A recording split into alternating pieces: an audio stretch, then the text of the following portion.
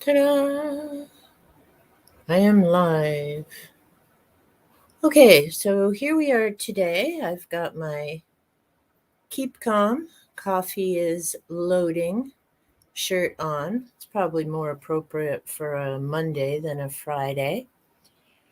So I'm trying to remember the order that I put in the box, and I'll go through the books, give a quick little synopsis on what's happening and highlights.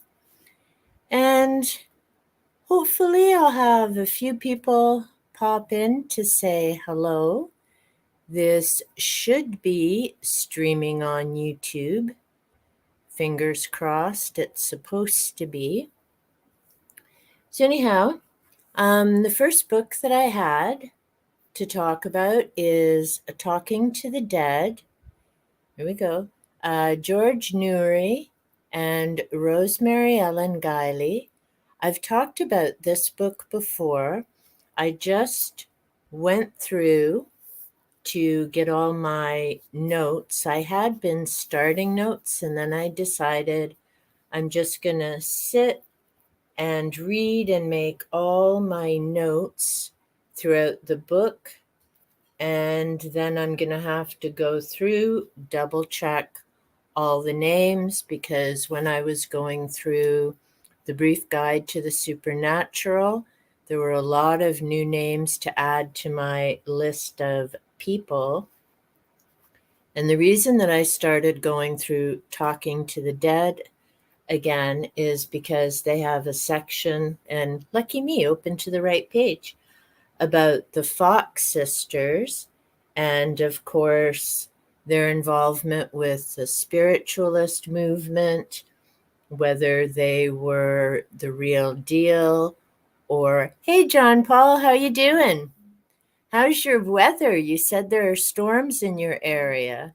We've got clouds right now, but no rain yet, but it says that it's coming. So, hey, welcome. Good to see you. So, yes, I'm just chatting about Talking to the Dead, which I did my deep dive video in combination with Worker in the Light.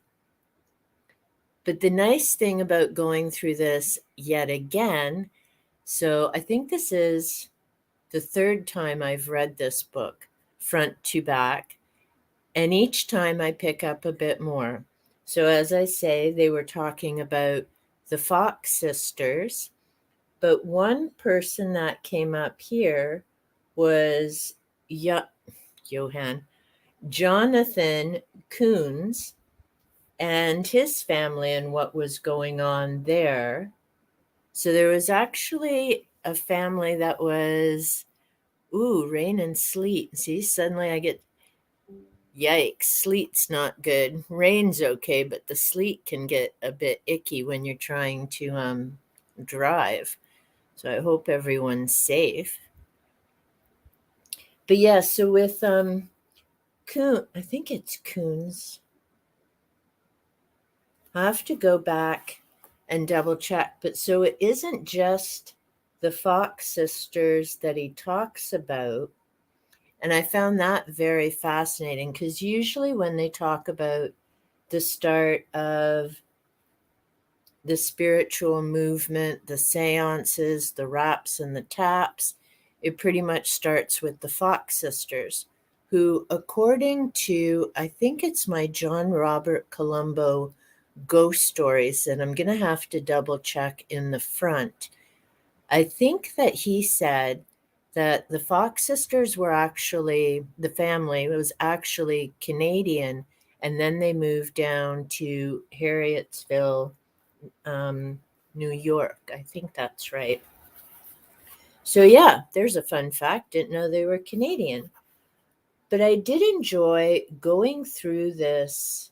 Yes, Hydesville, not Harrietsville, Hydesville, New York.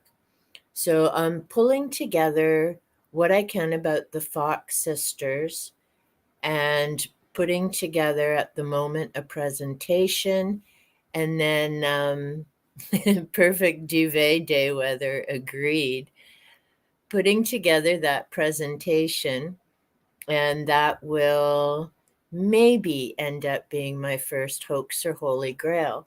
Because as I was reading through talking this time, it really stood out about the mini box, the spirit boxes. So we had the mini boxes, which developed into the Ovulus, which have developed into all these telephone app systems like Ghost Tube. I know Spotted Ghost has his own system, and his channel's quite fascinating. If you haven't stopped by to see Spotted Ghost, he actually shows how he's developed his products, and he's invented a number of things on his own, which is fascinating. And no, I'm not one of these people. I don't have the apps because I'm not an investigator. I may try GhostTube again just for giggles and see what comes up. But in terms of the apps, I know there's a lot of people who keep saying, oh, they're tracking this and tracking that. And I'm thinking, seriously, you have a cell phone, it's already tracking everything. I don't think the Ghost app is the biggest thing you need to worry about on your phone and being tracked. But, that's just my biased opinion. And it was interesting as well in this book because he mentions Art Bell. So this book really focuses on electronic voice phenomena, how to capture it, the different inventions, kind of where we started in terms of the raps, the taps, the mediums, and then all the different devices that have been developed. Now, this book was published in 2011, which is, I believe, well before some of the other new developments that have come up. So, of course, he's not going to be covering things like Ghost Tube and others. But it was interesting the names that come up. Frederick Jurgensen had come up again, the gentleman who had captured sounds while he was recording bird songs out in nature. And he had tracked that for years. There were other people who also did that. There are different organizations that had started, and I didn't even realize. And like I say, I've read this book more than once, but it mentioned the organizations that are strictly focused on electronic voice phenomena and the different work that they do, and some of the researchers. It also talks about, and if you've ever read John Wyndham, I love his books and I very much enjoyed him in high school. On page 134 here, they're talking about extraterrestrials and alien beings. And this individual, her name's Sarah Estep, collected 2,000 EVPs from beings who seem to be extraterrestrial and not the dead. At first, Estep made the distinction between the two based on the content of their messages. Then she started asking specific questions about other worlds. The ET messages tended to be longer than the messages from the dead. All of her ET communications were positive, never dark or threatening. She discovered that other EVP researchers were also getting messages from aliens. Now that makes me think, and I just saw your comment, JP, Day of the Triffids. Loved it. One of my all-time favorite Wyndham books for sure. But when I was revisiting Wyndham, Day of the Triffids was the one that certainly stood out for me, and I wanted to be sure I read that again. I also read The Chrysalids again, which I remembered, but I also at my library came across two Wyndham books I hadn't read before. One that relates to this concept of aliens and EVPs was Chalky, a young boy who is getting messages from a being from elsewhere, and you're kind of partway left to speculate And near the end of the book, we realize that he is, in fact, communicating with someone. And unfortunately, when that gets out, the media gets involved. The young boy is kidnapped. We don't know by who. Then he's just dumped off again a week later, which is like rude. And the being known as Chalky, that's the name that he gave to the little boy, decides that it's better to just leave and stop putting this little boy in danger, because this being's afraid that now that he's been kidnapped once, if the boy keeps talking to him or sharing with other people that they've made a connection, then he'll continue to put this boy in danger. So it's quite a moving and interesting story, particularly at the end. The other, I have Vern in my head, but I'm actually thinking Wyndham. The other John Wyndham book that I'd read for the first time a few years ago was The Midwich Cuckoos. And there's a whole other take on aliens and what would happen when humans and aliens are involved and humans aren't the top dogs. But yes, so this book was an interesting read. He mentions James von Prague, and I have the Ghosts Among Us book there by von Prague that I just read. I believe John Edward comes up in this as well, and I've got his Crossing Over book there, as well as the researcher Gary Schwartz, who, interestingly enough, did testing on John Edward and wrote the foreword for The Afterlife Frequency for Mark Anthony, proof that there is an afterlife, which is fascinating because, and see, I actually have it here. So that's why I'm sitting on the floor today. It's just easier to grab the books. In Paranormality, Professor Richard Weissman also mentions Gary Schwartz, but this individual talks about there is no proof of the paranormal. It's all in our head, and he explains different things why. To be honest, I'm not entirely convinced about his explanations because there's a lot of research that he doesn't acknowledge or talk about, and yet his book is published in 2011 as well. So there were a lot of the studies that I came across in the field, frequency, the books by Irvin Laszlo, and the Akashic field, and a number of others. And yet those studies aren't mentioned. So the downside to this book, from what I'm finding so far, is he was cherry picking which studies he wanted to include and what he wanted to ignore because it didn't fit into his narrative. But interesting thing I learned here is, turns out James Randi is also Canadian.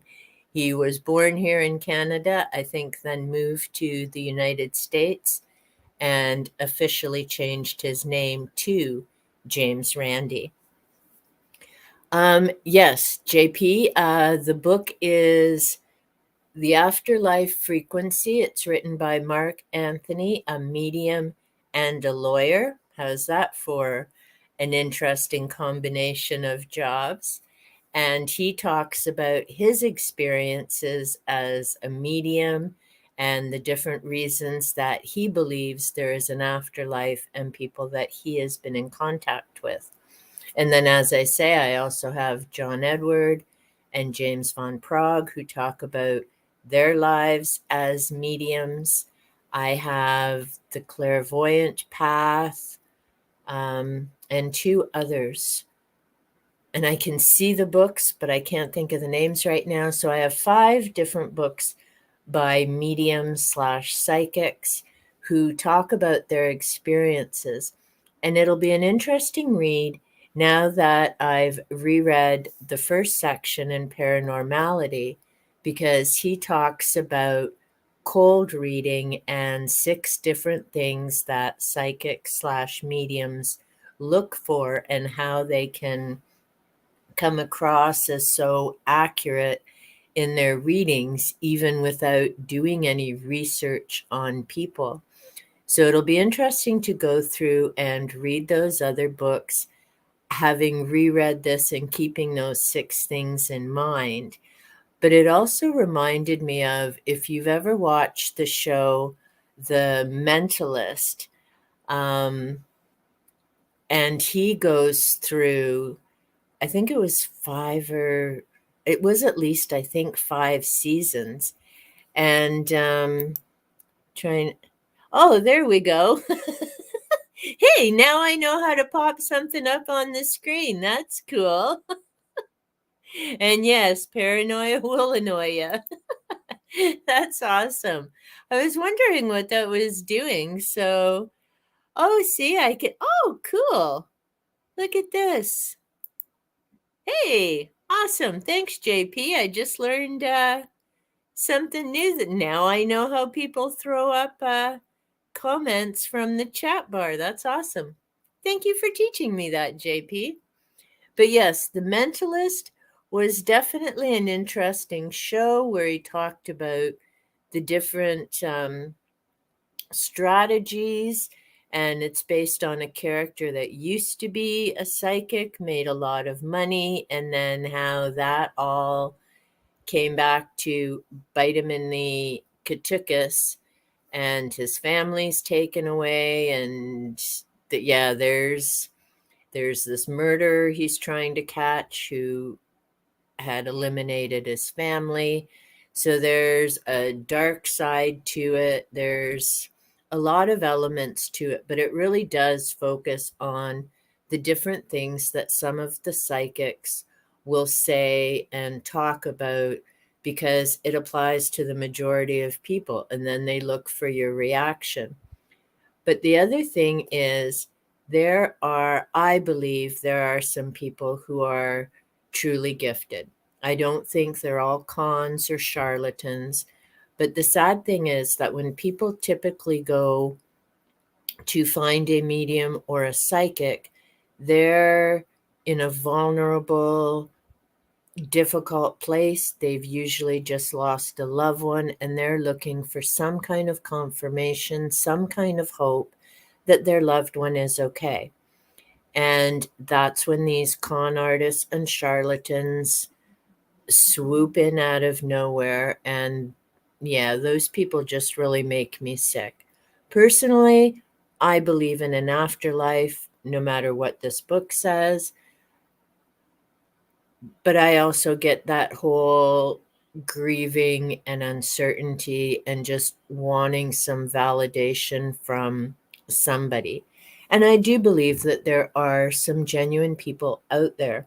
Now, in this book, the author does mention someone about that was tested by James, may not have been tested by James Randi, but I know that they were definitely tested, and they brought in several volunteers. What they did is, rather than the psychic being able to see them, and I mean, she was quite genuine. She wasn't trying to con anybody. She was sincere about her gifts and her abilities, and was quite willing to be tested.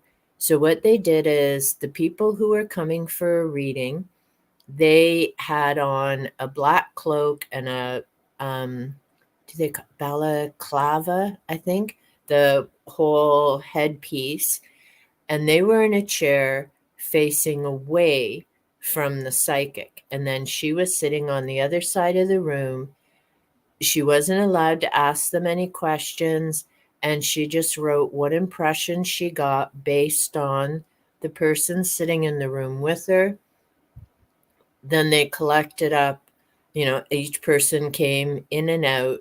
Then they collected everything she wrote, gave it to the volunteers, and they picked which one they believed was their reading.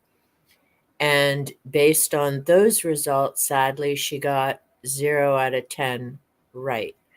So without being able to see them or have some type of connection, she didn't get anything right. So obviously, whatever's happening in that sense isn't, telekinesis or telepathy, or she would have had more hits. So I don't know. I mean, it's food for thought, but I don't think they're all cons, and I don't think it's as black and white as Weissman would make it out to be in his particular book, because like I say, because I've read these other works and I'm familiar with the different studies and the timelines they were done, it's interesting how Weissman just ignored those particular studies and just focused on what fits in his narrative, which is, typical. If you're going to write a book saying the paranormal's all bunk, then you're not going to include something that proves otherwise.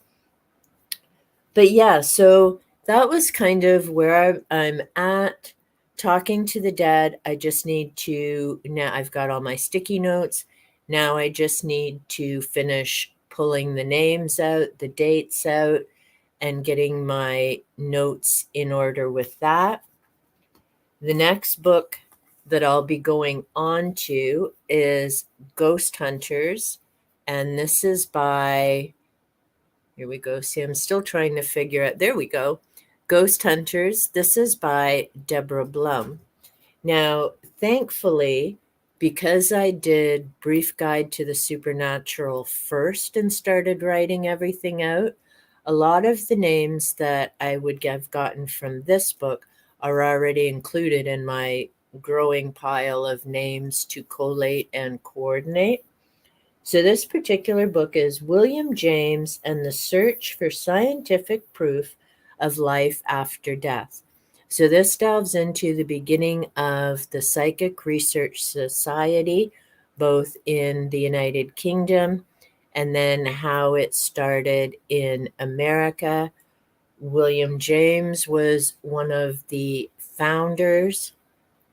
But again, you can't talk about the start of psychic research or any of that type of thing without talking about the Fox sisters. So I'll be particularly focused on that. JP, that's pretty much the same here in our parliament. Not sure if we'd call them dead, though. They're just stunned, be more like talking to the stunned, and yeah, we'll leave it at that. We're not getting into politics. But yeah, so this was a fascinating read. I think it's Henry James.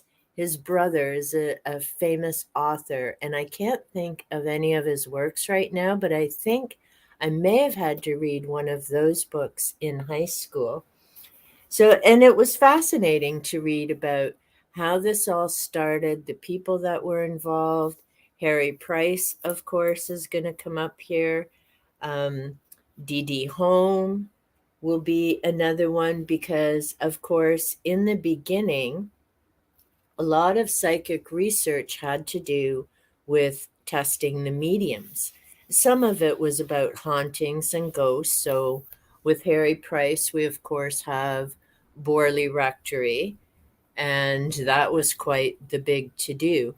So, it really wasn't until later down the road when things started opening up beyond the psychics and the mediums.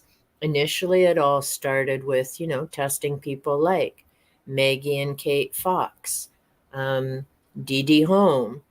There's a lady, I think she was Italian, Palladino, possibly. And unfortunately, she was her own worst enemy. She was not very easy to work with. She would be very difficult at times. She had been caught hoaxing a few times. Whether she had some genuine ability or not, it's so hard to say because, like I say, she was playing tricks and fooling around. Other times she'd be serious. So it's one of those we may never know unless someone manages to communicate and find a way of doing that with an EVP. So I'll definitely be covering this book more in depth, but it's my next go to read and start highlighting to pull the information together, particularly focusing on the Fox sisters. And I noticed, yes, I need to redo my nail polish, so just ignore that part. And yes, the other, going back to talking to the dead, it's interesting because they also talk about parallel dimensions, parallel universes, connecting with aliens. There is a very important section, I believe it's important, that talks about, not dabbling and making sure that you're well grounded and you know why you're trying to do this type of work. In other words, are you just, he doesn't say it, but, are you just trying to make a few bucks on YouTube? Are you genuinely trying to enhance and promote the field of parapsychology? Or are you just fooling around and you have no clue what you're actually doing? I can't find the page right now. Oh, that was the other interesting thing is, and this ties in with the UFO God's Chariots that I was reading a couple of weeks ago. And here they're talking about if we find out that ETs are a reality, not just science fiction or made up, would that have a negative impact in terms of people's religious and spiritual beliefs? And in this statement here, and in the other book as well, there was a survey done by that author of a large number of people. And the response was no, it wouldn't make a difference to their belief systems because God is still God, or whatever name you give to the higher power. They're still the creator of all. So whether you're talking humans or you're talking extraterrestrials, they still fall under that same creative force, which I think is kind of cool because if these people are right, and if some of the information in the book on Rendlesham Forest and why do we believe in UFOs is accurate, then the impression based on a couple of these books and some of these surveys is that no, people aren't going to lose their minds and there isn't going to be massive chaos in the streets like when Orson Welles did his War of the Worlds radio broadcast. But then again, that broadcast was about the Earth being attacked by Martians. It was a very different scenario to, hey, we found some people, or we've met some aliens, or we have some technology, that type of thing. And I need to find a book called Witness to Roswell. It was recommended by one of my viewers, and it sounds like it's going to be a fascinating read. All the people who had witnessed that episode back in the 1940s, they're interviewed, they share what they had seen, what they experienced. So I'm looking forward to reading that. Rendlesham Forest was certainly an interesting read as well. It does really bother me that those two United States military men couldn't have access to their medical records without special permission. There's just something that seems super creepy about that to me because it's their medical records, it impacts their health. They've given so many years and so much to serve their country.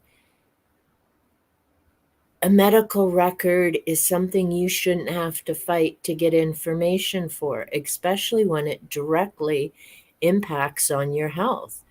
I mean, at least give it to their doctors if you're not going to give it to them directly.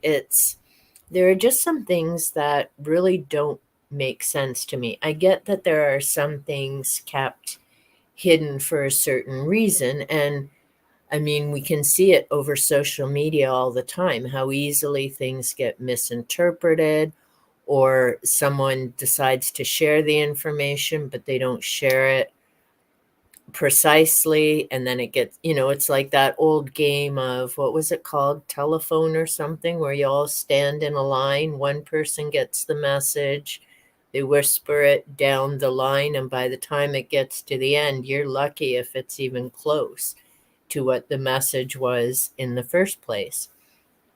And to be honest, just because I'm quirky like that, it's why I prefer having books in my hand, old school format, because the words today are going to be in the same order they were yesterday. Unfortunately, and I've mentioned this with Wikipedia in the past, those pages can be changed and edited by anyone. And I know that they monitor and try and keep the information accurate. But again, there's tens of thousands of pages. It's like YouTube trying to monitor what's going on their platform with 2 billion users. I mean, no matter how good AIs are, there are going to be things that slip through and don't get caught. Um, the Made in His Image JP, there was something in one of the books about that. Oh, wish I could remember what that was. I'll definitely, and I'm pretty sure when I came across it, I wrote in, because as I've shown you, I'm bad for writing in the margin. Well, not bad, it's just how I remember it, and these books are for research. So the more that I can put into them when I'm going for the note to do the notes, the better. But I know I came across that. Now that may have come up in UFO God's Chariot, which I couldn't write in because that's a library book. So I just have sticky notes on the pages, and I'll have to go through and write those out or type out the little sections.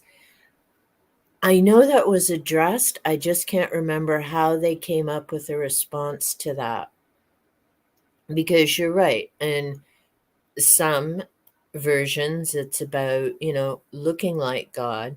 But then again, you think about, especially with 8 billion people on the planet, you think of how different we all look. So we can't all look like him or her, depending on what your belief is. Yeah. See, now that's good. Now I have to look that up, because that's going to keep niggling at my brain, because there was that thought as well, and I think it is the UFO's God's Chariot that came up in there. There is a response about the what about that in his image concept, and aliens, we have no idea, like, are they going to be teeny tiny? Are they going to be 7 foot tall and blue like Avatar?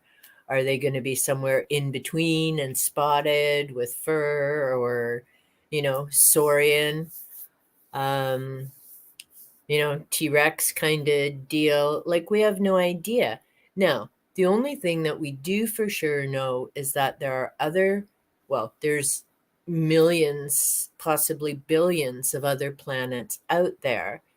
Then there's a term for the ones that are within an area near their sun that could potentially have life, as we may or may not know it. I mean, they're assuming certain factors are a requirement. And yet there could be other types of life out there. There could be life that isn't even based on carbon like our lives. There could be silicone or other type of Goldilocks. Thank you. It is the Goldilocks zone. But there could be so many other types of life out there that we don't recognize, we don't understand. I mean, and that makes sense. All we really have to go by is what we know and what we've experienced here on Earth.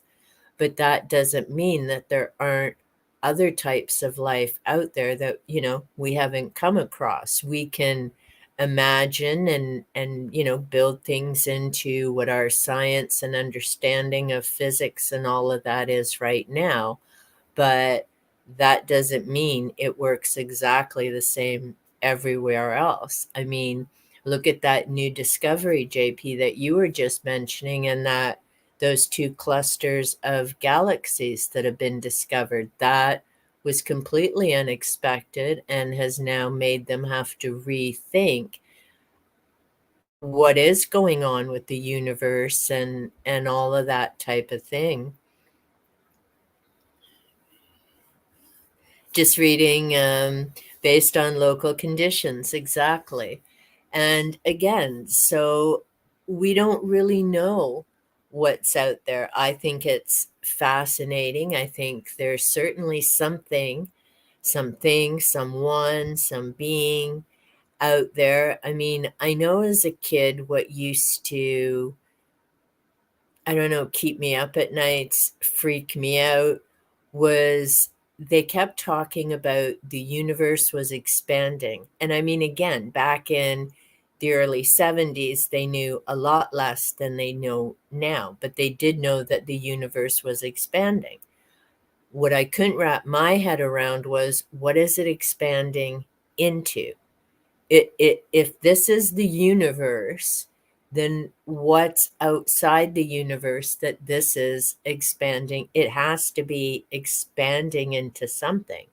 Are there other universes? It just, yeah, poof, because there's just so many things. Stars, plan. Yeah, only a tiny number. And it's amazing because the one book that I was reading, I think they said there's somewhere between, and talk about ballpark, 100 to 400 billion stars in the Milky Way galaxy alone. Now, how on earth you would even guesstimate that is beyond me, because it's not like we can see all of them. I mean, when they get those pictures, they're just covered in lights, which of course are all stars. And I mean, then you have to factor in every time you look at the sky, you're looking into the past. When you, well, not look directly at it because that's just silly and damaging your eyes. But the sunlight that we get is 8 minutes old. That light that you see left the sun 8 minutes ago to get here. Even the moonlight, and it was, it might have been a minute, not much more than a minute. So even looking at the moon, you're not seeing the moon exactly as it is in this moment. You're seeing it as it was at least a minute ago. When they look out at some of these other stars, and certainly the quasars and things like that, way, way out there in the galaxies, I mean, they're looking at things that are thousands and millions of years old. That's how long it's taken the light to get here. So some of those things, pardon me, some may not even be there anymore. Like if a supernova happens so many light years away, it takes a long time for that to register here on Earth. We don't necessarily see the supernova, and the radio telescopes and that don't necessarily pick it up at the time that it's happened. So we look up at the sky. Well, for those of us lucky enough to be able to see stars, I can see a few, like Orion and Sirius right now in the wintertime, because they're bright enough to outshine the light pollution in the city. But for those who are in less light polluted areas that can see a number of stars, I mean, there's such a vast range of time frames that you're looking at, because they look like they're just hanging up in the sky, but there's such a variety of distances between them. Oh, there you go. So just a matter of seconds. See, math is not my thing. I knew I had read that the moonlight is a little bit old, but I couldn't remember by how much. But you're right, 186, which is the speed of light. So yeah, it's just seconds old, whereas the sun is, I don't know why that 8 minutes is stuck in my head over years, but I do know it's 8 minutes. And I do know that with a number of these stars, it's years and years. And I mean, I find that fascinating. But like I say, thinking about some of it, and sorry, I know I'm whittling a fair bit today, but yeah, it really is, mind-boggling. And I get that some people figure this out with math and formulas, and they say that, they can figure it out with numbers. And I just find it sometimes overwhelming. Like it's huge, right? Even without getting into parallel dimensions and all these different dimensions and that type of thing. It just, yeah, it can get mind boggling sometimes, but I still think it's important to think about it and come up, with different theories, and then be able to change and adapt those theories and those formulas based on new discoveries. But I also wanted to talk today about, and I picked this up a little while ago, and this comes up with the banned book challenge that I'm doing this year. I read Animal Farm last year for the first time in quite a while, and I really enjoyed reading it again. And there was quite a bit that I did remember from the story. I remembered that it was about pigs taking over the farm and other things happening. I didn't remember the specifics though. And yesterday I watched an excellent review about Animal Farm, and I'll try and remember to put in the link down below. The review that I saw was by Books, Songs, and Other Magic, another YouTube creator that I recently found, kind of going around checking out different book channels. And he had an excellent review of Animal Farm. He also really went in depth into George Orwell, the person that he was, the beliefs that he had, what Animal Farm was actually about in relation to Russian history and the events at the time with Lenin and Stalin and Trotsky. So I really suggest going to check out that review, because it's far better than anything I could personally do. My take was very different, but now having listened to that content creator, the book definitely makes a lot more sense. And I mean, it made sense before in terms of, you have a revolution, people who take over have one idea, but then, of course, when everything comes into play, that isn't quite how everything ends up happening. Yeah, but see, JP, what was there before? I mean, that's the conundrum, right? Where does it go? And I guess maybe it's because I'm on this topic a little too earthbound. I'm thinking of, say, a balloon. and you fill it with water and it keeps expanding, but it's expanding into the atmosphere, right? And if you think of the universe like a balloon, what is it expanding into? And then the other question, of course, becomes, does it only expand so far and then it, either explodes like the balloon and the water all goes whoosh everywhere, or does it start pulling in again? I mean, those are the really big things, right? And the other reality with science is they can't even tell us how we ended up developing. I mean, they have their idea of evolution and they know about chromosomes and genes, but they have no clue what initially started that whole process. Did we advance, like they say, from those little amoebas all swimming around the ocean and that process? And what was it that started that whole chain of events? And I do still have to I have to see if I can find it on one of the used book pages, or even in one of the thrift stores. Maybe it was called Gorgon, and it was about skeletons that were found in Africa. And basically, they were kind of a mix of mammal.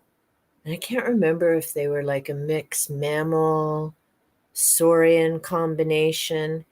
And the premise of this particular author was that if that asteroid hadn't hit the Earth when it did and wiped out the dinosaurs, and I think these gorgons as well, mammals wouldn't have become, and humans, the top of the food chain that they are now. Life would have developed completely different. And there's another part in that whole evolution advancing thing, is because we do at this point believe it was that asteroid that changed the climate, everything else. That's what wiped out the dinosaurs. If not for that, they would have continued on. And there have been other events. Then there's, the climate change that is just a natural part of the earth and aging. So all of those things impact how life has advanced. It really is. There's, yeah, a lot to contemplate and consider for sure.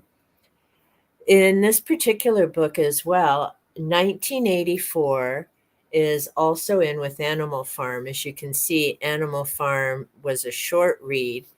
So what I'll be doing when I start this is going through and making a lot of notes, because during this reading, what I'm particularly interested in is, what is the world in 2024 like compared to what Orwell thought it was going to be like in 1984. Now, I haven't read this since 1983. So, it's been a week or two. But what I do remember, because this book has always stood out for me, or that particular story, I remember Big Brother.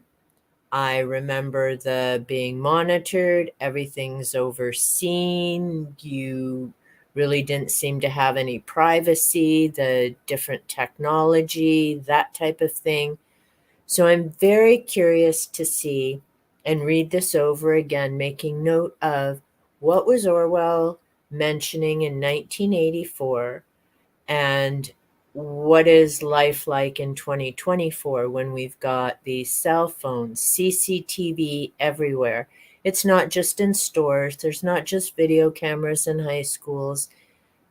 It's everywhere. It's on street corners. It's, in people's homes, that whole thing. In terms of Big Brother, I mean, people on Facebook should well be aware of how much they're tracked.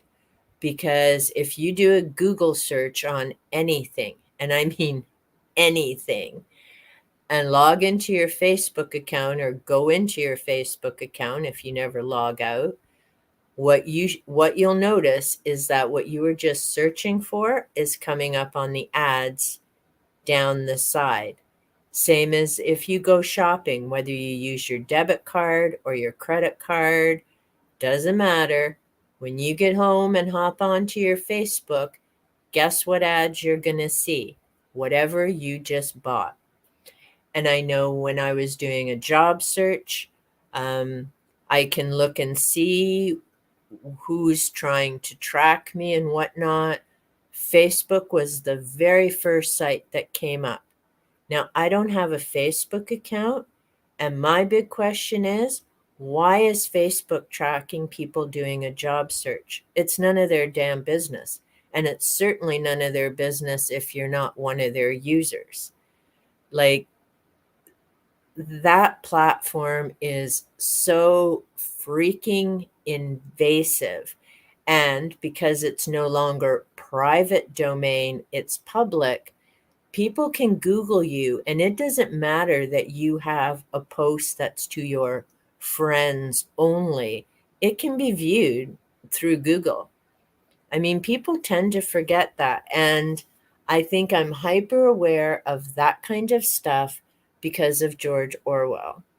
I mean, I know there's plenty of other people my age who don't think like that. They're all over Facebook and 5 or 6 other social media platforms. Personally, no. I mean, Facebook had some great pages. It was definitely a help at a certain period, but I can't say I'm sorry I've left. There are some things I miss, but hey, there's some people I miss in real life too, but our schedules just don't coordinate. So it is what it is. But Orwell definitely made me mindful of, as all these things are changing, even, in terms of money, how seldom do people use cash anymore? There are some stores that don't even take cash. You have to have a debit or a credit card to go shopping there. I mean, it's it's just wild. So I'm looking forward to reading 1984, and when I do my summary of that, it will be with that comparison 40 years later. So I definitely need to get cracking on that. Brave New World is another book that's Huxley, I think. And I have that down on my TBR list. I still have Lovely Bones on that list. I have to track it down. JP. Yeah, see, I mean, when I go to the market to get my produce and things, they all take cash there. But I can't remember what store I was at. And yeah, they don't take cash, which I thought was really weird, but see, I never did used to Skype, but I know that was quite popular. Yeah, yeah, and I mean, even with emails, that's an excellent point, JP. I mean, I remember writing letters, mailing them. My stepmother was English, so I used to write to my uncle who was there, who I had a chance to meet, coolest guy ever. And we used to, when we came back to Canada, he and I stayed in touch. And now it does kind of make me sad that we didn't have this type of thing, because I would have been in touch with him a whole lot more. But back then it was write the letter, mail it, and it would be, a week or two before he got it, wrote back, and then back and forth, which is why it's called snail mail, right? Email now, you type it, you hit send. If you're lucky, it goes to who you're hoping it does. I've run into a glitch. So, see, JP, the gremlins aren't just after you. I've sent someone 3 emails now, and for whatever reason, they're not going through. So I don't know if the little gremlins are just getting extra hungry, or what the whole deal is with that. It's rather bizarre. But yeah, so I'm looking forward to getting into 1984 again. And the last two books that I had to chat about today, the first one, and see, JP, I've been thinking about you, man. Everyday Witchcraft. This is by Deborah Blake, Making Time for Spirit in a Too Busy World. Now, this book, and I've said before, I'm not the big W, it's not a term that applies to me, but I am into connecting with nature, learning about herbs, crystals, living in harmony with nature, all that type of thing. And these are the types of books where I can find that type of information. Now, the ideas that she has are not just if you're a witch or a Wiccan, and it's not, let's all have a ritual and dance around the fire. The tips that she has in here are basic things like when you're having a bath, honor the element of earth. When you're standing in the sunshine, remember the element of fire. I mean, we need that. So it's everyday types of things. When you're eating a meal, stop to think about the people who made that meal possible. Whether that's the people who were working in the field to pick the produce, whether that's the butchers who prepared your meat, honoring the food itself, the plants, all of that. So these are all basic, easy to incorporate into your life, everyday things that just make you more conscious and aware, is bottom line how to put it. And on page 64, and I really like this, and again, this doesn't just apply to witches. Walking your talk every day. It doesn't really matter what you do or how you do it. We each have different styles and approaches to our practice of the craft. Now, in there, I would say people have different ways of living their religion, whether that's going to a church on Saturday, Sunday, whether that's just believing at home but not attending church services. Everyone has a unique way of following their path. Some people will be more adventurous and some quite tame. Whether you practice alone or with a coven or with your entire immediate family, what's truly important is that you practice. So again, you can incorporate that into any belief system, whether you're Christian, Buddhist, pagan, the list goes on.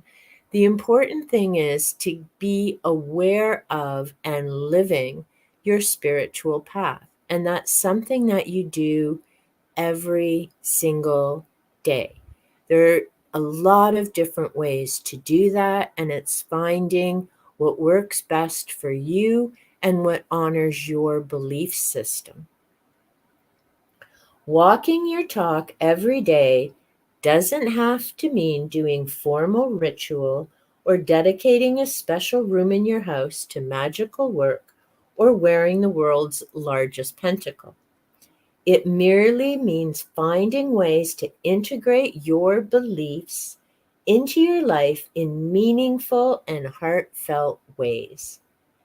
If you see recycling and composting as a gift to the goddess, then even taking out the garbage can be a spiritual endeavor. And that's why I enjoy her book. It's very simple, it's very basic, and she has a lot of great ideas to bring that spiritual aspect into everyday living. And for me, that's what makes the spiritual path important. It isn't about how you dress or what jewelry you're wearing or how often you go to a building if that's part of your religious path. it's about every day honoring the powers that you believe in and being true to that. So you're walking your talk. You don't just talk about being spiritual. You don't just talk about how you're supposed to be living. You actually do it. So you follow that up with the action. So I really enjoyed this read, and I will be doing a more in-depth look at this book down the road because, like I say, she has some great ideas and suggestions. But also, as I say, I don't just read one path. So the next book I'll be moving on to in terms of everyday ideas is Care of the Soul, a guide for cultivating depth and sacredness in everyday life. This is by Thomas Moore. I think I mentioned this a little while ago. And he lived as a monk in a Catholic religious order for 12 years and has degrees in theology, musicology, and philosophy. So, first, I read Deborah Blake. I've read her book before, and I do like the ideas. It was a great, refreshing read. And I've read Care of the Soul before by Thomas Moore. So, this will be my second read. And again, just a different take and ways of bringing that spiritual, important part into your life.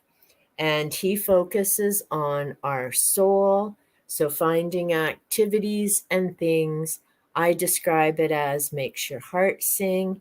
He talks about the soul. Deborah Blake talks about honoring goddess.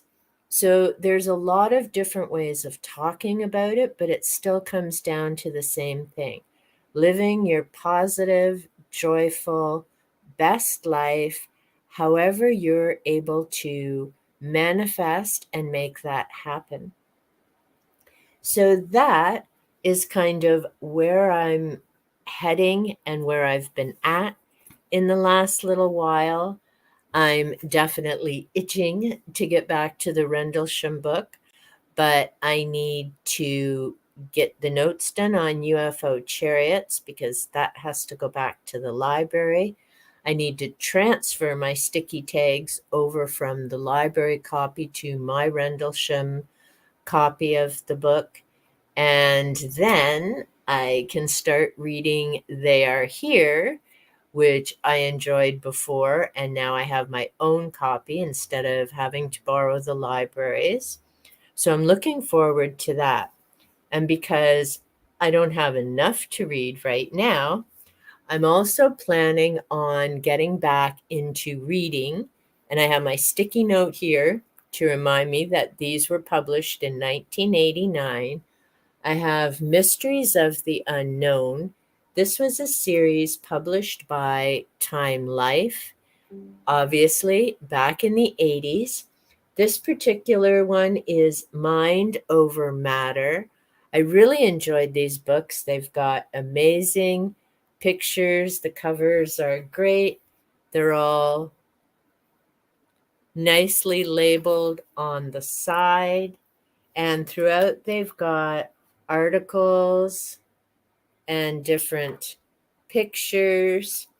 So I definitely want to get through these because since they were published in 1989, their information is obviously going to be different than what Weissman presents in 2011, what Newry was presenting in, I think was this, 2011. So both of these are 2011 publications. Then let's see back here. Mr. Edwards, when were you published? Okay.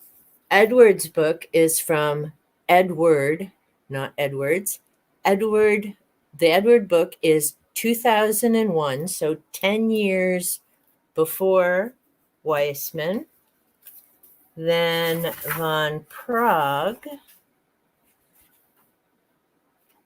is 2008. So also before Paranormality was published.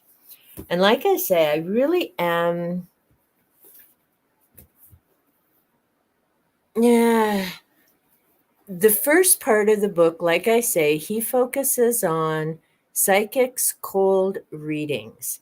What I'm not impressed by, and I wasn't the first time I read it, his source for those 6 steps of a cold reading is someone he refers to as Mr. D, a very prominent and well-known psychic.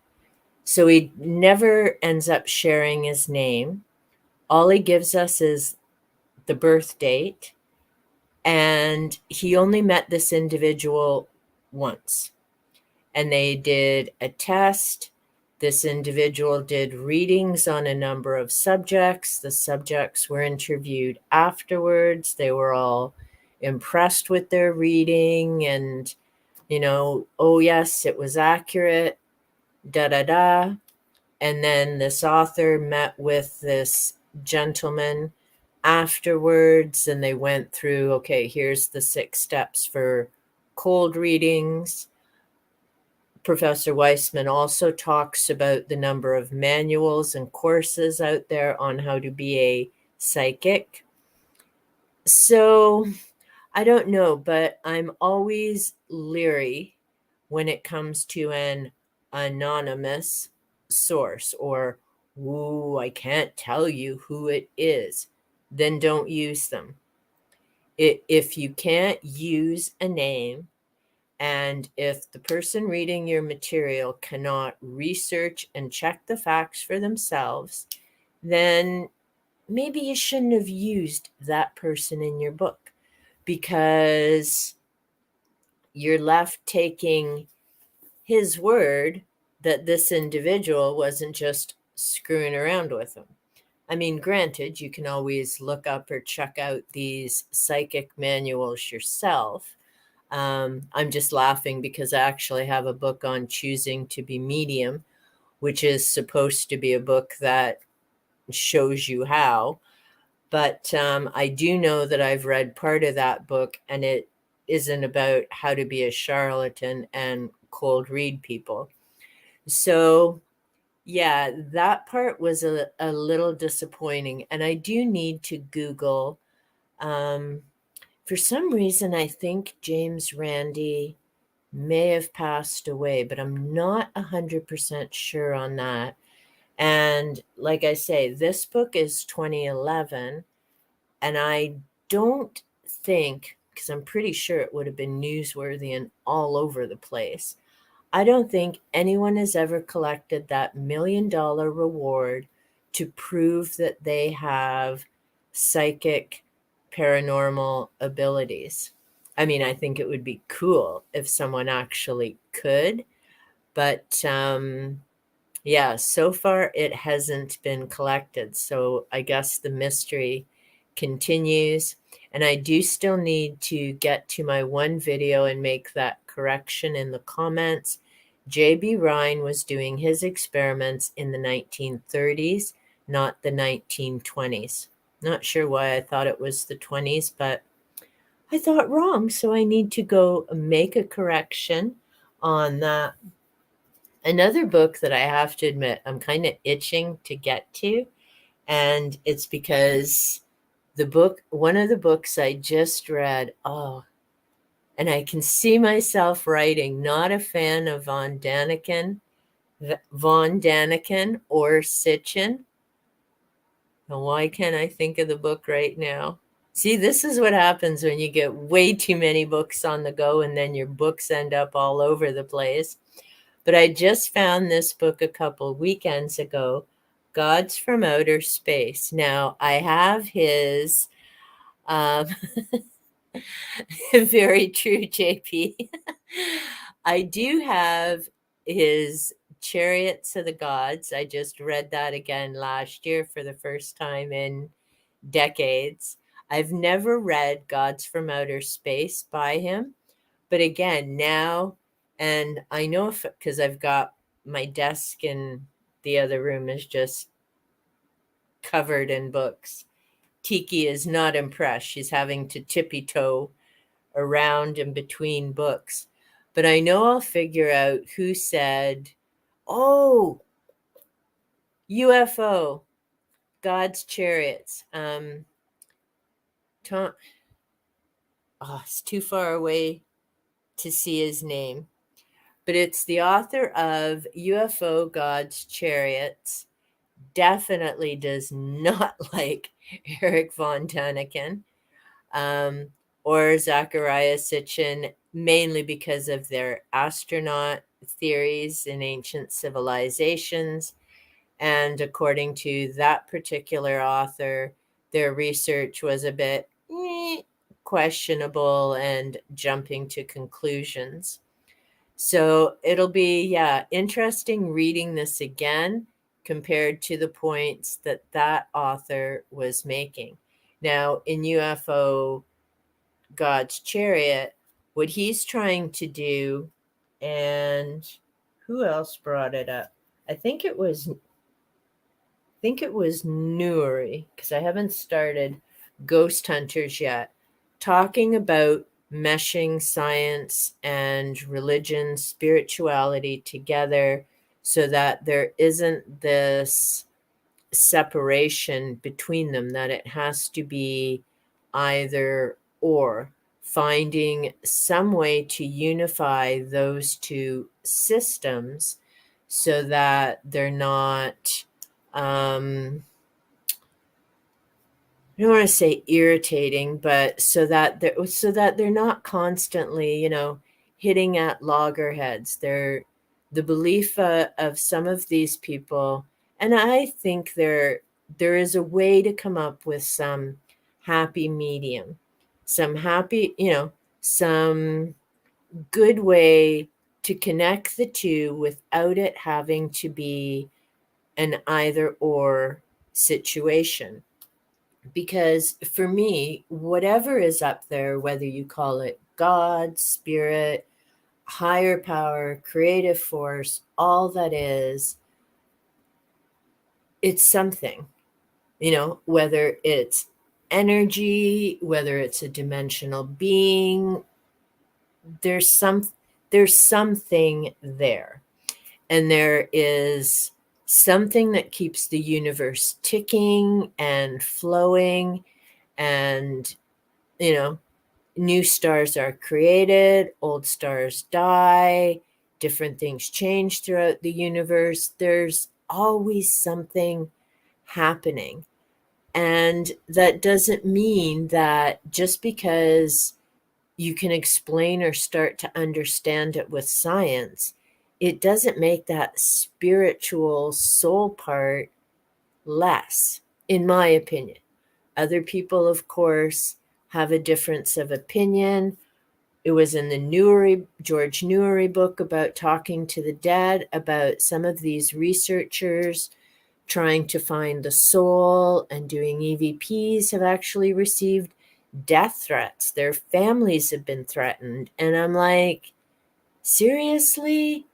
I mean, some people just have too much frickin' time on their hands and they need to get a grip.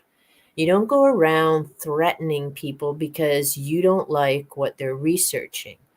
There are different things. I don't particularly like their methods, what have you. But, things are going to continue to happen. Do scientists make me nervous? Absolutely. I mean, and again, it could be an urban legend. I don't know. But before they set off that nuclear bomb, they knew there was a chance they could ignite the whole atmosphere, and boom, that would have been the end of humanity and the earth. But one of the scientists decided, it's worth the risk. Let's just set her off and see what happens. And well, here we are. And a hell of a conundrum all these years later because they decided to set that off. There are other things that if science hadn't moved forward, we wouldn't have, things like furnaces or my air purifier or being able to sit here and talk on technology. So it isn't that science is all evil or bad or, they shouldn't be trying to explore things. I think, like when we were chatting a while back about Frankenstein, Dr. Jekyll and Mr. Hyde, Island of Dr. Moreau, it comes down to that with science, when do you cross the line? When is too far too far? And, there are so many things that go on in some of those facilities. Dean Koontz had that book, The Watcher, and that related to, again, different experiments that were going on with animals, and animal research bothers me, but I get there are reasons and other things that come up from that. But, there's just, and they developed these bioweapons that, they get out of the lab. Stephen King, The Stand. It's just, I think if some of us actually knew how much was going on in some of those labs, we'd be a whole lot more nervous and upset. It's the same with some of the stuff with what the military does. And again, there's a reason some of that stuff is kept quiet. What was created was perfection. The universe. Well, and yeah, I agree. And the universe is certainly far from perfect, as is humanity, as is the earth. I mean, look at the different things in terms of volcanoes and the different cycles with hurricanes and cyclones, and and that's it. There's so many variables. I mean, I think in terms of climate, and on my cat video today, I mean, hey Julie, how are you? On my cat video, I was mentioning in December there was 20 plus days of cloud. In January there was 20, something like 28, I think. And each of those months has 31 days. So, I mean, no wonder some of us were like going cuckoo, cuckoo, and just feeling blah, burning out because there just wasn't enough sun. And to be honest, had I seen that earlier than now into February, after, thank goodness, a week of sun, I would have felt way worse than I actually did. I mean, it was gloomy enough getting up and looking out, and there were days it was so cloudy and so dark, it didn't even feel like it was daytime. It was just so heavy and dismal. And according to when I started looking on Google to find out, because my husband mentioned the number of days, and I'm like, that can't be right. I mean, I know it seemed like forever since we've seen the sun, but I didn't literally think it had been. And when I was Googling, I think it was last year, it was something like from the 4th of December till sometime in January, there had been zero sun. And it's like, wow. And here in southwestern Ontario, I mean, by now we've usually had a foot to 2 feet of snow sitting on our yards. I noticed the other day my butterfly bush has new growth on it. That's not supposed to be happening in February, and I'm worried I'm going to end up losing it because the weather should get cold again. I mean, we could potentially have snow here into April. So but I don't think everything going on with the earth has to do with humans. I think it may have speeded it up a bit. I sure don't think it's all the cows farting. I mean, seriously, there's 8 billion humans and they're all shooting methane. So, give the cows a break already and stop blaming them for the methane. But, I think we need to be prepared and realistic, not conspiracy theory freak out stuff, but be realistic and prepared that the earth is changing, the climate is changing. It means some of the plants that we're used to growing may need a different type of growing season or a different location. And there could be other types of changes coming. Years ago, there's only been, out of all the books I've read, and now after knocking off, I'm so excited, 200 books in 2 years, yay me. Um, but out of all the books that I've read throughout my lifetime, there are very few that have seriously scared the hell out of me. 1984 was the first one, that whole Big Brother being watched thing. Misery by Stephen King was the next one because it was too real and too it could actually happen because there's people cuckoo cuckoo out there. The other Stephen King, and I only remember it because I had to write the title down the other day. The other Stephen King was Revival, and I read it once and I donated it to my thrift store because I knew I would never read it again. And it's a book about searching for the soul and a minister and some very bizarre experiments and dreams. And let's just say there is no happy heaven in his version of the afterlife. So two Stephen King books that creep me out. I loved his other books, but they didn't freak me out. But those two, 1984, and I think there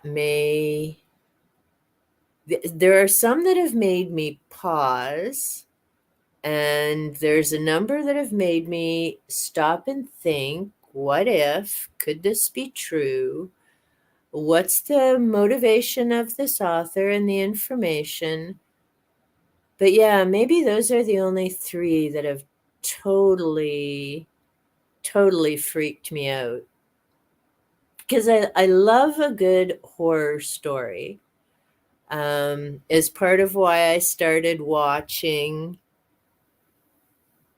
Oh, cool. I was just talking about 1984, Julie. I'd be very interested in knowing what you think. And it'll be my second read, but the first time I read it was 1983. So all I remember is Big Brother and people pretty much being told what to do, but I don't remember specific characters or anything. And I'm looking forward to comparing 1984 in Orwell's book to 2024 reality CCTV, cell phones tracking people and that kind of thing. And I had just talked a bit earlier about Animal Farm by George Orwell, and I'd watched a video last night by Books, Songs, and Other Magic. He did an excellent review of Animal Farm and related it back to what was going on in Russia at that time and what Orwell was basing his characters on, and how the idea of communism was one thing, but when the people who were involved in the revolution got into power, they really twisted what was supposed to be happening. And I mean, it doesn't just happen with revolutions. I mean, how many times have different groups said, oh, we would do this better? And, they get the power, they get in charge, and they do it just as bad, if not worse, than the people they ousted in the first place. Yeah, I'm looking forward to the day when humanity can just get its proverbial act together and start acting for the betterment of all humankind. I mean, before the stream today, I was thinking, well, I was about to mention, because I love scary horror stories. I enjoyed Dracula. I enjoy Stephen King, some of Kuntz's earlier works. I haven't read any of his newer stuff. Um, where was I going with that? Mind fart, horror books. Oh, and it's gone. See, and the clouds are going by my window. It's kind of taking my thought with it. There was something with horror books, and yeah. Oh, so sad. I don't know where I was going with that. May just have to read a horror book and see if that jostles my memory. But yeah, so I definitely have a whole lot of reading to keep me out of trouble and mischief for at least a couple of years, because I still need to finish reading my personal library.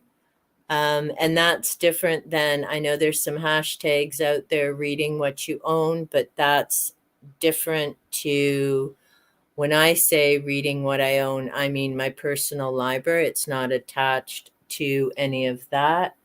I'm going to be 1984 is my first banned book, the 24 in 2024 challenge, and then I'll be reading Marked. I can't get back to my public library. I can't remember if I said it. I think I did it in a community post. So I was so excited going to pick up two of my books on hold because they were for my banned book challenge. Go Ask Alice and Looking for Alaska. Unfortunately, when I went to my library on Saturday, it is closed indefinitely now. Has nothing to do with a cyber attack this time. Unfortunately, because of the rains and the thaw, and the same thing that flooded our basement. So, yes, in a few months, I'll have 2 new floors and 2 new walls in my basement, because we got flooded as well. But my library, their roof is leaking. So they're going to have to get that fixed before they can allow people to start coming back in again. So I'm not sure what's going to be happening, if I can get in touch with them and get those holds moved to another branch, or if those books are just going to kind of be waiting until we can finally get in there. I'm glad I'm not a student who was doing some research and putting a paper together, because, like I say, they can't safely let people in, or I'll have to find out whether if there's a spot that's safe that staff can, sit at the door and do like they did during COVID and let people pick up their holds or things. I'll have to check on my public library's website and kind of see what's happening there. But yeah, it figures. The doofus cyber people finally stopped being an issue, and everything got set up. And no doubt it was hundreds and hundreds of hours of work by a number of people to get our system up, because we have 16 branches in our library. Take care, JP. It was so good to see you. But yeah, that was a lot of work to get it fixed up for sure. And now they got to fix the roof. The joys of life. It's like they say, when you try and make plans, life happens. But I think I will probably be wrapping up as well. I have to say, I'm liking this StreamYard dealio. It's, I think, a much better screen than what I was getting on YouTube. And there's certainly other options and things as well on here. So I need to play around. And then hopefully in the future, when I actually have some different, I'm just looking at the bottom. If any of you are wondering, why is she looking down there? The bars at the bottom. So I could even, set up having different presentations so that I could have an image in here or share little video clips. I may at some point just put up one of my book videos and maybe play that as a live stream, and people can watch and comment their thoughts about the books at the time. So yeah, and I'm actually talking to someone about collaborating and doing live streams together, possibly one Friday a month. We're still working everything out. So I'm rather excited about that because it means somebody else can talk for a little bit, and I can just kind of sit on the side. Um, oh, okay. Thanks, JP. I will definitely check that out. And yeah, so it's exciting. I mean, our little chat is still small, but I'm good with that. And I'm noticing that people are on doing some of the rewatch, and I'm fine with that too. I hope they're enjoying and getting something from that content, as well as, from being here and listening to me babble. And it always makes me laugh. I think, oh, I'm just going to be an hour, and I see it's been an hour and a half again. So, yes, I can definitely talk your ear off. Anywho, I think I am going to wrap up for this week. I definitely appreciate everyone's time who is able to pop in, and I hope that you enjoyed the listen. I'll definitely be chatting more about the books that I had went through. Julie, I'm looking forward to hearing about your thoughts on 1984. It seems there are a few people reading that right now, which I think is very cool. So yeah, I'm really looking forward to hearing what your thoughts are about that particular book as well. I like George Orwell. I have to say, John Wyndham, and I'm kind of itching. See, so many books, so little time. I'm itching to read some of John Wyndham's books again because I really enjoyed those. And like Orwell, he really speaks to, being conscious of your choices and how we interact with each other, and in some cases, other species. So, yeah, I definitely have my reading list growing, growing, growing. And eventually, well, I won't run out of books because thank you so much to people who are suggesting different reads and authors. So I'm keeping that list going. I need to update that in my Goodreads. And if you're interested in what I'm reading, there's a link on my channel page to my Goodreads, and you can see all the books that I've knocked off in the last few years, as well as what I'm currently reading. I usually have a whole chunk of books there that I've either got a few pages in, that type of thing. But I'm hoping everyone is going to have a great weekend. I very much appreciate you popping by and joining me on a Friday afternoon.